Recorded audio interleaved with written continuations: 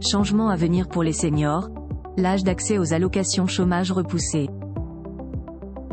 Le ministre du Travail français a récemment fait une annonce assez surprenante. Il propose de changer l'âge d'accès aux allocations chômage pour les seniors. Justement, voici tout ce qu'il faut savoir sur cette mesure potentielle.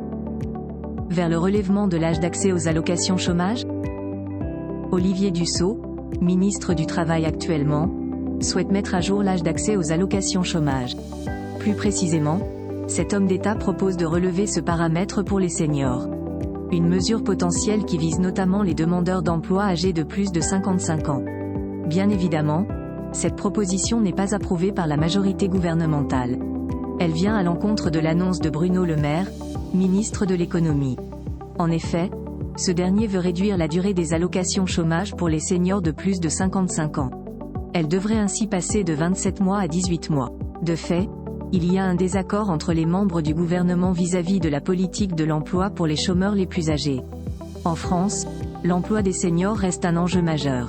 L'objectif est de maintenir ces personnes sur le marché du travail dans une optique à long terme. Elles ne doivent pas basculer dans la précarité à cause d'une faible retraite. Le défi pour le gouvernement serait de trouver un équilibre entre les dispositifs d'incitation à travailler plus longtemps et les aides dédiées aux demandeurs d'emploi. Pour mémoire, la durée des indemnités chômage ne peut pas excéder 18 mois jusqu'à l'âge de 52 ans. Elle passe ensuite à 22,5 mois pour les seniors âgés de 53 et 54 ans. Au-delà de 55 ans, cette durée s'établit à 27 mois.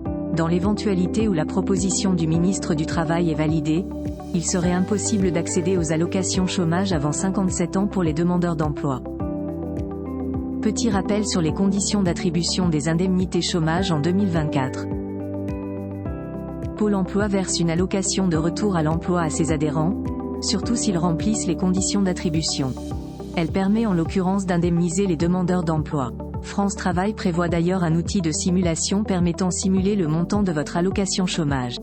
En principe, le montant de cette allocation dépend des anciens salaires de chaque demandeur d'emploi. Depuis le 1er juillet 2023, il doit rester supérieur à 31,59 € par jour.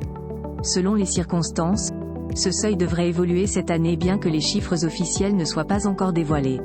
Depuis le 1er janvier 2024, les indemnités de chômage sont calculées sur 30 jours, y compris en janvier, février, mars, mai, juillet, août, octobre et décembre.